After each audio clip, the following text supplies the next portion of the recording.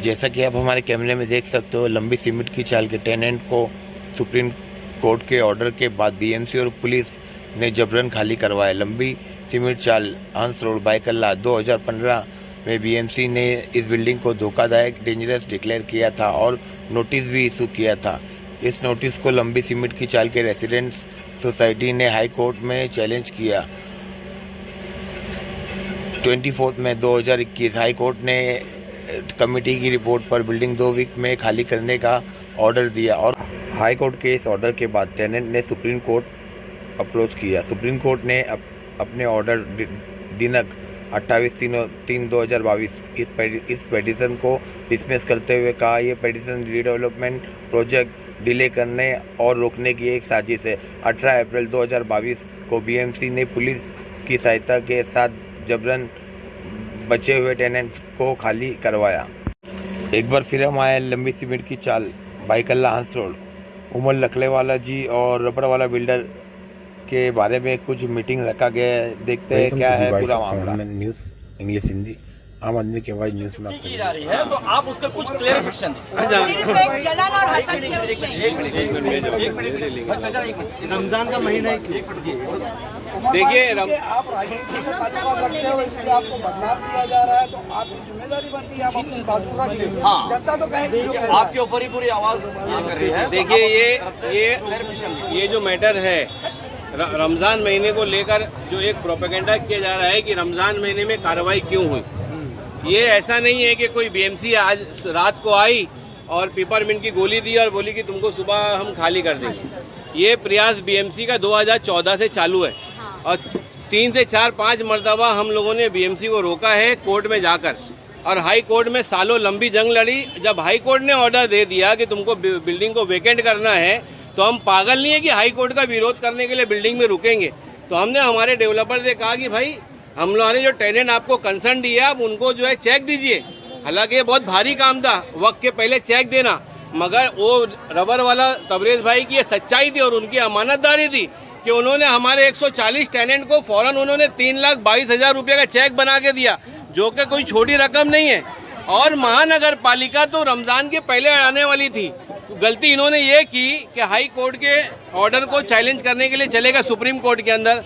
Supreme court में जब इन्होंने अपना दाखिला किया ऑनलाइन, तो सुप्रीम कोर्ट वहां बैठकर इनकी चालबाजी समझ गए। वो अपने ऑर्डर में लिखती है सुप्रीम कोर्ट कि आप लोग रीडेवलपमेंट के काम में रखना डालने के लिए ये स्टे लाना चाहते हो और हम हाई कोर्ट के ऑर्डर को कंटिन्यू करेंगे। अगर हमने इस पे ऑर्डर लिख दिया तो ज़्यादा बात हो जाएगी, तो इनको भगा दिया गया।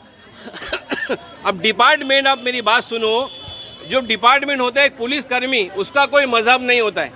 महानगर पालिका का अधिकारी जब अंगूठा लगा के ऑफिस में चला जाता है तो उसका कोई मजहब नहीं होता है, उसको शासन का नियम का पालन करना पड़ता है।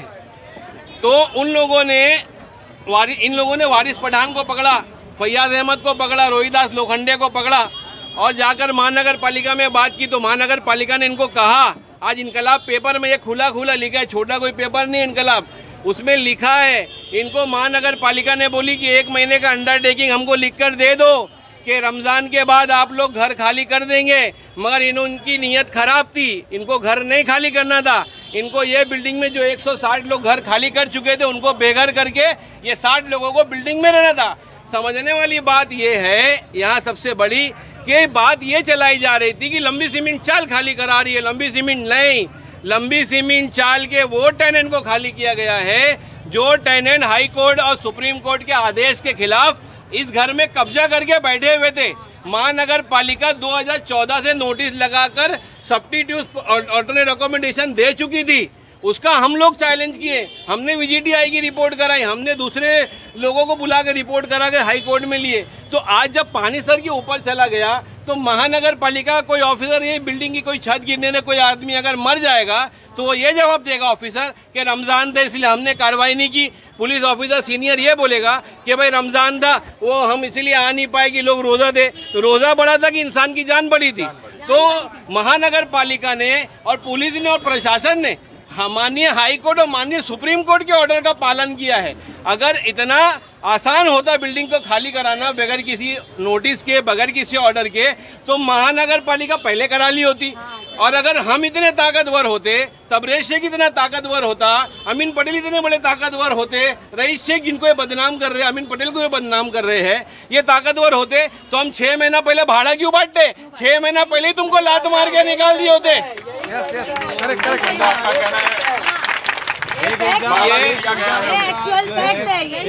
ये भी है कि बगैर कागज देके हमें जबरन, बिल्कुल नहीं, ये हमारा जो है ये हर चीज का पेपर है इसके अंदर।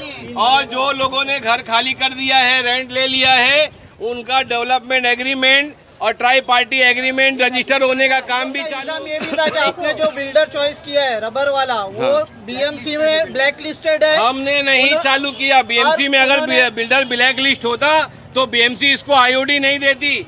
बीएमसी की जो है कमेटियों के अंदर, क्योंकि ये बिल्डिंग महानगर पालिका की स्टेट की प्रॉपर्टी है, ये कोई इसका लैंडलॉर्ड नहीं है, इसकी माँ बाप महानगर पालिका है, तो इम्प्रूवमेंट कमेटी के अंदर ये पास होता है कि ये बिल्डिंग कौन बनाएगा। अगर महानगर पालिका ये बिल्डर को ये बोलती कि भाई ये बिल्डर जो है गैर कानूनी बिल्डर है, टर्मिनेट बिल्डर है, तो महानगर पालिका की इम्प्रूवमेंट कमेटी इसको पास कैसे करती? महानगर पालिका के डीएमसी, एएमसी और कमिश्नर डेवलपमेंट के ऊपर और रीडेवलपमेंट के कागजात के ऊपर, एनओसी के ऊपर साइन क्यों करते? अगर उनका साइन नहीं होता तो तबरेज शेख को ना आईओडी मिलती, ना एलओआई मिलती और उनका प्रोजेक्ट खराब होता। हम सब भी रास्ते पे आते जिन्होंने घर खाली किया था। ये झूठ, एक इल्जाम लगाने वाला एक साजिश है। इसको एक सियासत का रंग देके मुझे, आफरीन को और दूसरे यहाँ के जो इलाकाई सेकुलर लीडर है, जो रईस शेख है, अमीन पटेल है, उनको खींच के, क्योंकि ये उनके पास गए थे, मैं बता रहा हूँ, ये उनके पास दुहाई लेकर गए थे। जबकि घर खाली होना आसान काम नहीं है। हमने तो चेक लेके खाली किया तो हमारी आंखों में आंसू आया था। उनको तो धक्के मार के निकाला गया, मगर उनकी गलती की वजह से निकाला गया। ना वो ये गलती करते, ना महानगर पालिका ये कार्रवाई करती। देखिए मैंने तो यामिनी यशवंत यादव से कांटेक्ट करने की कोशिश की थी, लेकिन मुझे कहा गया कि भाई वो यामिनी यशवंत यादव को इसका लेना देना ही नहीं है। तो उसके बारे में क्या कहना? देखिए, यामिनी यशवंत यादव से मेरी तो बातचीत है नहीं, सबसे पहली बात। दूसरी बात, यशवंत यादव जी से भी मेरी कोई बात नहीं है। मैंने जो उनकी जय जयकार हमारे टैलेंट लोग ने किए वो इस वजह से किए, अमीन पटेल जी की जय जयकार इस वजह से किए, रईस शेख की जय जयकार इस वजह से किए कि उनको बेकसूर इस मैटर के अंदर सियासी मुद्दा बनाने के लिए जो लीडरों का नाम मैंने लिया, जो लीडरों का नाम मैंने लिखा, जो बीजेपी के नेता वहां जाके बैठे थे, तो उन्होंने इनको ये कहा कि तुम इनका नाम लो, क्योंकि इनकी आदत है मजहबी राजनीति करने की, लड़ाओ और हुकूमत करो की पॉलिसी। तो ये जो बीजेपी के नेता का सहारा लेकर ये लोग आगे बढ़े थे, तो उन लोगों ने सेकुलर नेताओं के ऊपर इल्जाम लगाने के इनको कहा, तो इन लोगों ने नारेबाजी की वहाँ उनके साथ बैठ के। तो नारेबाजी का ये अमल हुआ और इनका एक वीडियो वायरल हुआ। वो वीडियो में ये कह रहे हैं कि महानगर पालिका बिक गई, पुलिस बिक गई। तो जब प्रशासन के ऊपर कोई उंगली उठाएगा तो प्रशासन उसकी उंगली तोड़ेगा कि हाथ मिलाएगा? तोड़ेगा। प्रशासन ने ये उंगली तोड़ने का काम किया है। रमजान महीना हमारा मजहबी त्यौहार है, मगर जान इंसान की सबसे अहम रखती है। जब जान रहेगा तो जहान रहेगा। इंसान रोजा भी रखेगा, इबादत भी करेगा, मंदिर में भी जाएगा, चर्च में भी जाएगा, गिरजा में भी जाएगा। अगर जान नहीं रहेगी तो ये बिल्डिंग C1 हो चुकी है।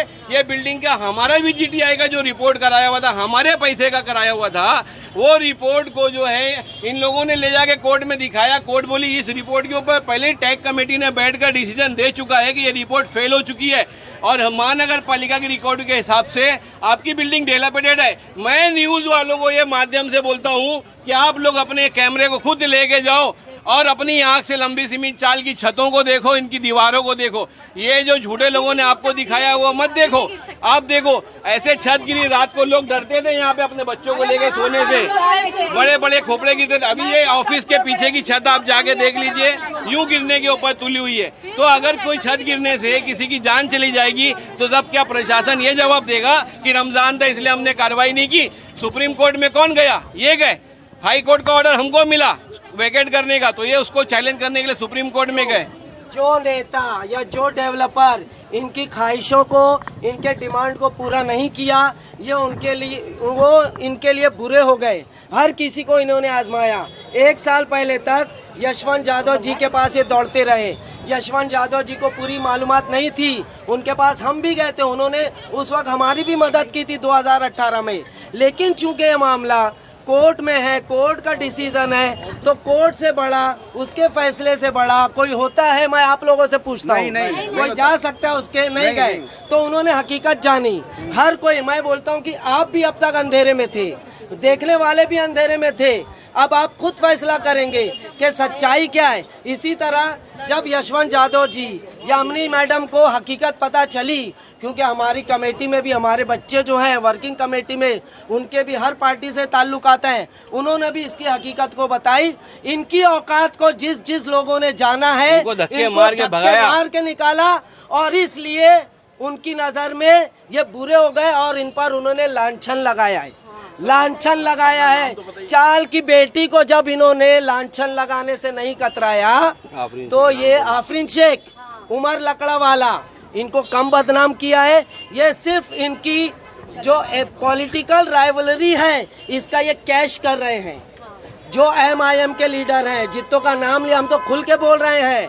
वारिस पठान 2018 में हमारी कमेटी में गया था, मुझसे जो वादा किया था, जब दोबारा गया तो बोलते हैं पहले मैं बोला करता हूँ, अब नहीं करता, जा क्या करता, ये उसका जुमला था। ऑन रिकॉर्ड बोल रहा, चाहिए तो मेरे से आके पूछ ले। जब फैयाज अहमद इस बिल्डिंग में आया, उसने ऐसा सुर फूका कि चाल की औरतों को कमबख्तों ने नीचे उतार दिया। ये आज कोई शो के लिए नहीं है, हमको हमारी माँ बहनों की इज्जत बचानी है, उनको बेकसूर बचाना है, इसलिए इन्होंने खुद से चलकर आए हैं। कोई बुमरा से आया है, कोई भिवंडी से आया है। क्यों? ये बिल्डिंग उनकी नहीं है, ये किस लिए निकले हैं? 160 लोग निकले हैं यहाँ से, कोई मामूली है? आपके न्यूज के चैनल में आप या बहुत सारे, आप तो अच्छे लोग हो, कितने टेनेंट रह गए हैं? अब सिर्फ मुश्किल से 40 टेनेंट रह गए। आज की कंडीशन में सिर्फ 12 लोग हैं। वही ये लोग हैं जो अभी भी इतने हड्डर में, पुलिस बोल के गई कि आप 22 तारीख तक निकल जाना, आज भी चिपके बैठे हैं, आज भी चिपके बैठे हैं और बोलते हैं कि अभी कोर्ट से ऑर्डर आएगा कि आप वापस आएंगे। आप लोगों को यकीन है इसका? ये इनकी सच्चाई है। और कुछ सवाल पूछना है तो पूछिए मुझसे। मैं Sameer Qureshi, voice of common man news से। हाई कोर्ट का ऑर्डर आ गया है ऑलरेडी, सुप्रीम कोर्ट का ऑर्डर आ गया, तो अभी और कौन सा ऑर्डर आना बाकी? सुप्रीम कोर्ट के ऑर्डर के बाद कौन सा ऑर्डर होता है, आप बताइए।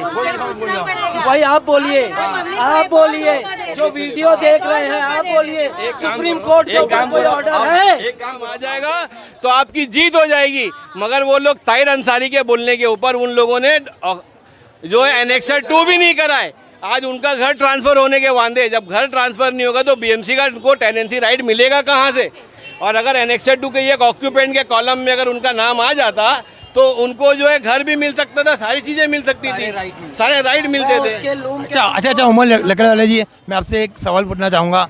जो टेनेंट आपके खिलाफ है, आप उनके लिए मतलब क्या मैसेज देना चाहते हो? देखिए, मैं तो सबसे पहले मेरा दिल बहुत दुखा हुआ है। मैं तो बिल्कुल ये नहीं चाहता था कि रमज़ान महीने में घर से बेघर हो। मैंने बहुत कोशिश की, मेरा अल्लाह गवाह है। मैंने 5 साल से भी बात किया, सीनियर PI से बात किया, मैंने मनीष वलांजे साहब से बात किया। मेरी इतनी हैसियत नहीं थी, मगर मैंने रिक्वेस्ट किया उनको कि आप जो है ना ये रोक दो। जिंदाबाद उमर वाला, उमर लकड़े वाला जिंदाबाद। अब एक आखिरी बात बोलूंगा। अब इस इवेंट को वो नेता जिनमें कमी थी, एक कॉल है कि जो दूसरों को नीचा दिखाता है, असल में वो मान लेता है कि ये शख्स मेरे से ऊंचा है, इसलिए वो उसको नीचा दिखाने की कोशिश करता है। उमर के साथ एक कॉन्स्पिरेसी की जा रही है। वो यहाँ पर चीफ प्रोमोटर है, वहाँ पर एक बेहतरीन लीडर है। मैं कांग्रेस पार्टी के जितने भी बड़े अधिकारी हैं उनसे कहूँगा कि आपकी खुशकिस्मती है कि आपको उमर लकड़ा वाला जैसा रहनुमा मिला है, काउंसलर मिला है। ये हमारी खुशकिस्मती है कि हमको इतना रहम दिल, इतना मुखलिस और हमदर्द तबरेज शेख रबर वाला मिला है। ये हमारी खुशकिस्मती है। आप एक लीडर बता दो भाइयों। जैसे कि आपने देखा, यहाँ पे काफ़ी टेनेंट लोग उमर लकड़े वाले जी के और सपोर्ट में हैं और काफ़ी कुछ उन्होंने बोला और काफ़ी लोग उनके साथ में हैं। तो और इसी के साथ मैं अपनी न्यूज़ समाप्त करता हूँ। जय हिंद, जय Maharashtra. Sameer Qureshi, voice of common man news.